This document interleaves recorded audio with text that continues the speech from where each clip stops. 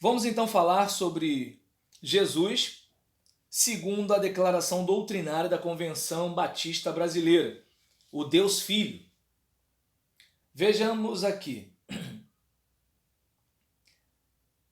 Identificou-se perfeitamente com os homens, identificou-se perfeitamente com os homens, identificou-se perfeitamente com os homens, sofrendo o castigo e expiando a culpa de nossos pecados, conquanto ele mesmo não tivesse pecado. E isso aqui é fantástico, né? Então, nós percebemos aqui em Jesus alguém que se identificou perfeitamente com a gente. Nós estamos falando de alguém que sofreu o castigo que era para nós, expiando a culpa de nossos pecados, conquanto ele mesmo não tivesse pecado. Então, ou seja, era alguém que não tinha uma dívida e pagou pela nossa dívida. Então, é algo tremendo. E aí a gente vai para Isaías, capítulo 8, a gente vai para Romanos, capítulo 8, versículo 1 a 3. Romanos, capítulo 8, versículo 1 a 3. Diz assim: Portanto, agora nenhuma condenação há para os que estão em Cristo Jesus, que não andam segundo a carne, mas segundo o Espírito. Porque a lei do Espírito de vida em Cristo Jesus me livrou da lei do pecado e da morte. Porquanto o que era impossível à lei, visto como estava enferma pela carne, Deus enviando o seu Filho em semelhança de carne do pecado, pelo pecado, condenou o pecado na carne. Então nós observamos aqui que Jesus, em forma humana, Jesus, enquanto ser humano, ele vem para resgatar a gente, para trazer a gente para uma nova vida. Irmão Carlos Fraga, se puder, fala com o pessoal lá no grupo da igreja que nós já começamos, tá bom? Estamos no Facebook ao vivo, estamos no Instagram ao vivo também. E aqui nós observamos que a lei do Espírito nos livrou da lei do pecado e da morte. Enquanto, por meio da letra fria da lei de Moisés, a gente só tinha um conjunto de regras a obedecer. E qual é o problema? A nossa humanidade ela é inclinada para o mal. E como ela é inclinada para o mal, então mesmo a gente sabendo o que deve ser feito e o que não deve ser feito, ainda assim a gente faz o que não deve ser feito. Então, mesmo que nós façamos um monte de coisa certa, a gente também faz um monte de coisa errada, certo? E aí, quando Cristo morre por nós, o que acontece? Ele paga a nossa dívida, porque ele se identifica perfeitamente com os homens, sofrendo o castigo, expiando a culpa de nossos pecados. Então, é como assim, ele se torna um pecador, ele se torna um ser humano para sofrer no lugar de um pecador sem ser pecador, entende? É como aquela pessoa que não tem dívida e paga a dívida de um endividado. É mais ou menos assim. E aí o endividado, pronto, está livre. Não tem mais dívida. Não pode ser mais chamado de endividado. Certo? Além de Romanos 8, versículos 1 a 3, Filipenses capítulo 2, versos de 1 a 11. Filipenses 2, versos de 1 a 11. Então vamos ver aqui o que diz Filipenses 2, versos de 1 a 11. Diz assim a palavra do Senhor: Portanto, se há algum conforto em Cristo, se há alguma consolação de amor, se há alguma comunhão no Espírito, se há alguns entranháveis afetos e compaixões, ou seja, se há no coração da gente como crente, se há no coração da gente como servos de Deus, se há algum conforto em Cristo Jesus em nossos corações, se há alguma consolação de amor em nós, se há alguma comunhão no Espírito entre nós, se há alguns entranháveis afetos e compaixões em nós. Aí Paulo chega a dizer: completai o meu gozo ou a minha alegria, para que sintais o mesmo, tendo o mesmo amor, o mesmo ânimo, sentindo uma mesma coisa. Então Deus, ele chega a um momento em que ele orienta, Paulo orienta os cristãos de Filipos o seguinte: olha, gente, que vocês possam ter o mesmo amor, o mesmo ânimo, sentindo a mesma coisa. Porque como seres humanos que somos, a tendência da gente é se dividir, entende? Por exemplo, por que muitas igrejas não vão para frente? Elas não vão para frente porque vai cada um para um lado, entende? O pastor dá uma orientação, o irmão pega um outro caminho, o líder dá uma orientação, o jovem vai por um outro caminho, o diretor de determinado departamento dá uma orientação, o membro do departamento vai por outro caminho e por aí vai, entende? Então, se cada um vai para um lado, não vai todo mundo para a mesma direção. Ou seja, na divisão, duas visões, não é? O povo se perde, porque a orientação ela fica confusa, entende? Tanto que o próprio Jesus fala que o diabo não trabalha com divisão. Ou seja, os demônios são unidos. Por quê? Porque casa dividida não subsiste. Entende? Ou seja, os demônios não têm essa burrice de cada um caminhar para um lado. E aí, Paulo vai dizendo como é que é ter o mesmo ânimo, sentir a mesma coisa, ter o mesmo amor, sentir o mesmo. Bem, de acordo com Paulo, versículo 3, nada façais por contenda ou vanglória. Então ele está dizendo o seguinte: olha, você tem um trabalho para fazer na igreja, não faz como se você estivesse disputando com alguém. Não faça como se você estivesse medindo forças para mostrar que você é mais ou alguma coisa do que o outro. Não pega esse caminho, entende? Então, não faça nada por contenda ou vanglória, como assim, eu consegui, né? E assim por diante. Não, mas por humildade.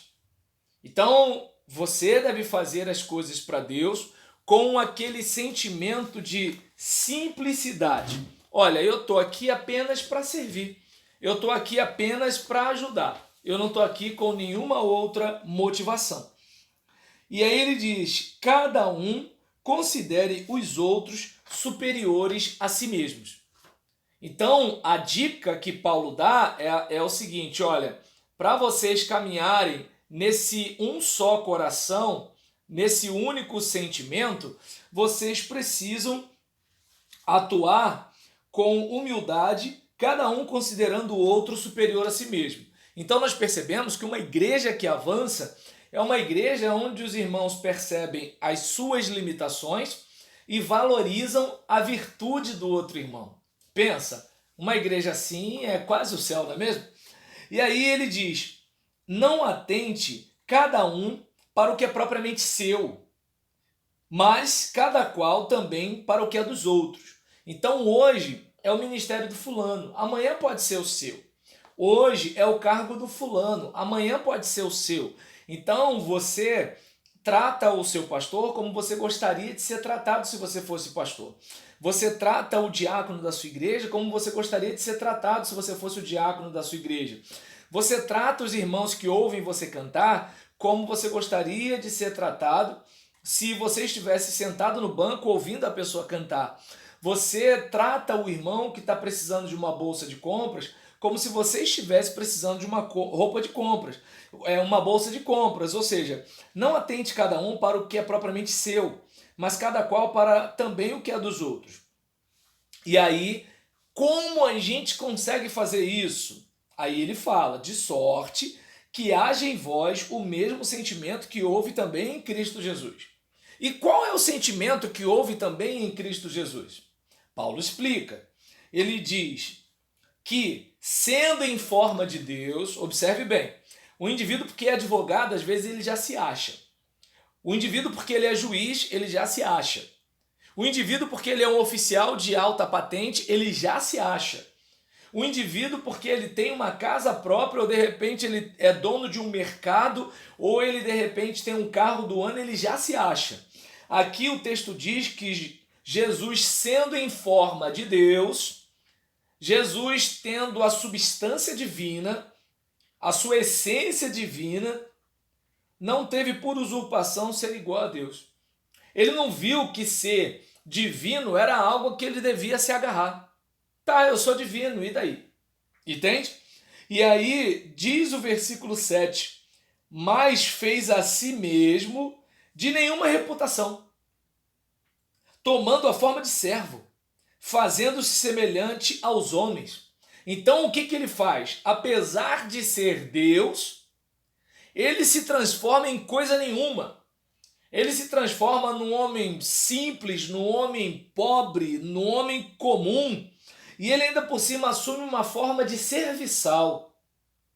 A gente tem muito que aprender com Jesus, né? E aí diz aqui que ele se achado na forma de homem, ele humilhou-se a si mesmo, ou seja, ele mesmo se humilhou, ele mesmo desceu e foi obediente até a morte. Então observa bem, sendo Deus, passa a servir como ser humano, passa a obedecer até morrer, e diz o texto que é morte de cruz. Além de servir como um ser humano e obedecer até as últimas consequências, até a morte, ele ainda por cima morre como um bandido. Observe bem, né? Morte de cruz. E aí vem o versículo 9. Por isso, ou seja, por causa de toda essa atitude, por causa de toda essa caminhada, por causa de toda essa postura, por isso, também Deus o exaltou soberanamente. Esse é o caso. Boa parte de nós fica buscando exaltação. Boa parte de nós fica buscando promoção. Boa parte de nós fica buscando chegar, né, acima de todo mundo, para todo mundo olhar para nós, uau, ele manda muito, ele faz, ele acontece, ele é isso, ele é aquilo, caramba, olha quando ele faz as coisas. Jesus não teve essa atitude, pelo contrário. Aqui diz que por causa de Jesus ter essa atitude de eu não tenho por usurpação ser igual a Deus, eu, por exemplo, faço de mim mesmo nenhuma reputação, eu tomo forma de servo, eu me faço semelhante aos homens, e na forma de homem eu me humilho a mim mesmo, eu obedeço até a morte e eu morro como um criminoso. E aí, por causa dessa atitude de Jesus, Deus o exaltou soberanamente. Aí é que está a questão, lembra? Os humilhados serão exaltados. Deus dá graça aos humildes, mas resiste aos soberbos. Olha aí. E então, aqui diz que Deus o exaltou soberanamente e lhe deu um nome que é sobre todo nome. Ou seja, o caminho da honra começa pela humilhação. O caminho da exaltação começa pela humildade. E então, Deus lhe deu um nome que é sobre todo nome. Versículo 10. Para que ao nome de Jesus se dobre todo o joelho, dos que estão nos céus, na terra e debaixo da terra. Então a gente percebe que Deus o exaltou de uma tal forma que acima das alturas ele é exaltado. Na terra dos viventes, ele é exaltado. Debaixo da terra, ele é exaltado. No mundo dos vivos, no mundo dos mortos, ele é exaltado. No natural, no sobrenatural, ele é exaltado. E tudo começou com aquela atitude humilde de se identificar com os seres humanos, sofrer por eles e morrer por eles. E aí, versículo 11, e toda língua, toda língua, confesse que Jesus Cristo é o Senhor para a glória de Deus Pai. Então aqui nós encontramos em Filipenses capítulo 2, versículos 1 a 11, essa palavra sobre Jesus. que se identificou perfeitamente com os homens, sofrendo o castigo e expiando a culpa de nossos pecados, sofrendo na cruz pelos nossos pecados, sendo moído pelas nossas transgressões. O castigo que nos traz a paz estava sobre ele. Então ele se identifica perfeitamente com a gente, ele sofre o castigo, expiando a culpa de nossos pecados, conquanto ele mesmo não tivesse pecado. Olha aí, ele pagou a dívida dos endividados sem ter dívida com ninguém. Outro texto bíblico para fundamentar essa afirmação fica em Hebreus capítulo 4, versículos 14 e 15. Hebreus 4, versículo 14 e 15. Vamos lá para Hebreus 4, versículos 14 e 15. Deixa eu ver aqui. Hebreus 4, versículos 14 e 15.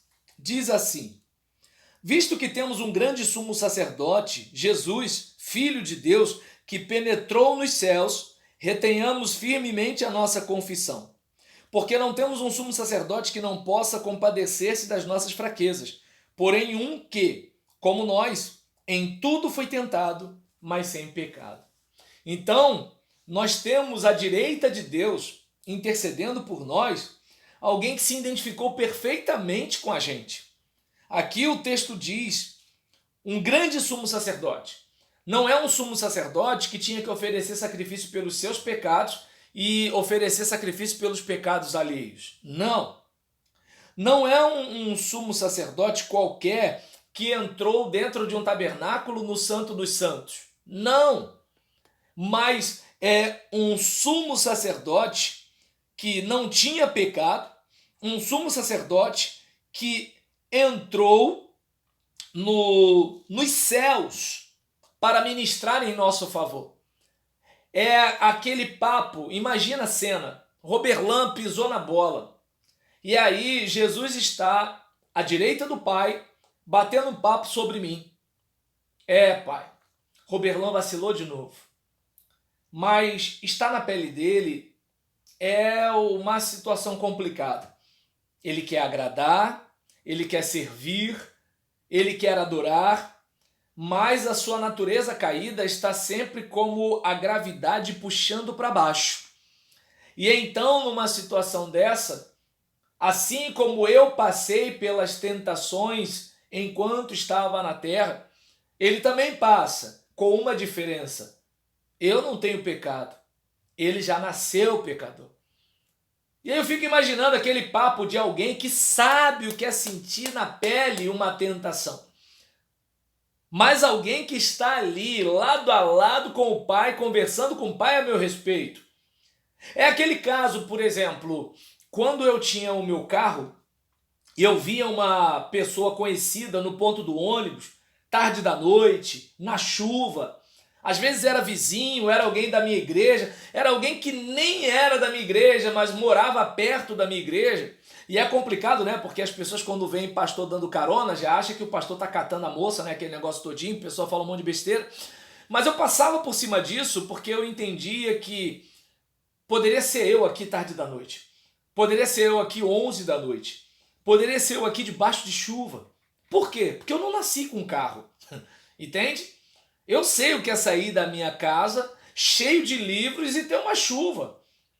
Eu, por exemplo, já tive uma experiência de voltar de um batismo e aí nisso estava com a bolsa cheia de roupa molhada do batistério, aquele negócio todinho, no ponto de ônibus, esperando o ônibus para voltar para casa, eu e minha esposa. E aí, graças a Deus, apareceu um amigo, ele foi, me viu ali no ponto, fez uma manobra e me trouxe para casa. Então, eu consigo me identificar com aquela pessoa, por quê? Porque eu sei o que é precisar de uma carona. Então Jesus, ele se identifica com a gente. Ele pisa nas terras da Galileia. Ele sente o calor esturricante de lá. Ele sabe o que é viver no meio de um povo pobre.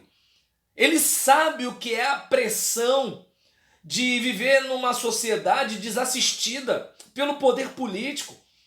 Não vamos esquecer, o Império Romano não era, né, uma democracia que você pode fazer impeachment, aquele negócio igual hoje aqui. Era uma outra realidade, entende? Então Jesus, ele, por exemplo, se identifica com a gente. E aí, nesse caso aqui, esse Jesus, Filho de Deus, está à direita do Pai intercedendo por nós. Isso é maravilhoso.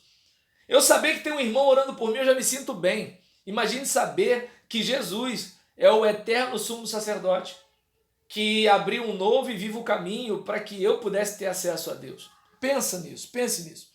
Então, nós vimos aqui uma outra referência bíblica que está na primeira epístola de Pedro, capítulo 2, versículo 21 a 25.